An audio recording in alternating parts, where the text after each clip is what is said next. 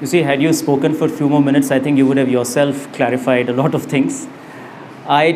See, it's a very tentative answer, my apologies, but based on my, again, very tentative understanding of Dr. Ambedkar's works and a little bit of Iqbal, one thing with which perhaps we can start is that, you see, Dr. Ambedkar is speaking from the vantage point of marginality, whereas Iqbal is speaking about marginalization.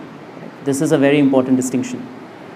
And it is not so, and in that sense, Ambedkar's take on marginality is very different. Right?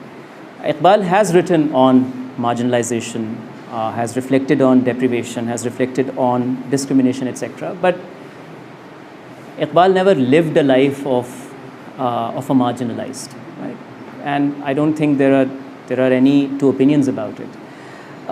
Nonetheless, they were both, because they both are operating from a certain realm of social life, they are reflecting on the impending dangers, right? And also, I suppose, because, and the reason why Iqbal becomes quite active for a very short period of time, I think his activism is also gravely exaggerated.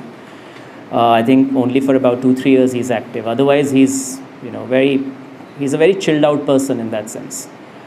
So the reason is that there is a certain kind of, there is a possibility of an independent nation emerging, and there are all kinds of ills that are to be looked into. And these two folks, these two luminaries, essentially are looking at it from two different vantage points. Now, Iqbal, although he talked about Brahmanism, not that often but occasionally, and in fact his critique of Congress also had to do with the fact that Congress is actually a party of Brahmins. So Iqbal was aware of the casteist dimension there. But Iqbal never, he did not really speak much about caste within, right? Because there is caste inside the house and there is caste outside the house.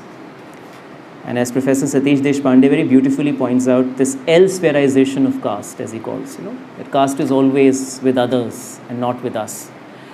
Nonetheless, it is indeed surprising, although Iqbal, in few of his letters, he has reflected on Dr. Ambedkar's contribution and his very fierce criticism of Congress. In the roundtable conference as well, they are both there, but I'm not aware of any detailed exchange, right? They're both making a case for some kind of recognition of an autonomous entity, which is to a certain extent, to the extent possible, free of the dominating forces of the times. But it is indeed, to my mind as well, and this is something that I have thought about, it's quite surprising that they did not, maybe when things really got heated up, Iqbal left the scene, he died.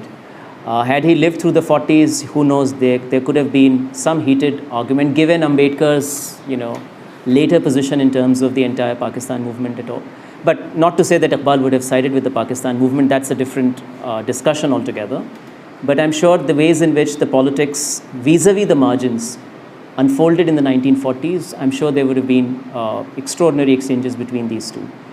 But as far as the records are concerned, we don't really find much evidence. But they definitely knew each other, and in all likelihood, they had great respect for each other. Because I think one way or another, they were both responding to a very critical issue of the times in which they lived, politically.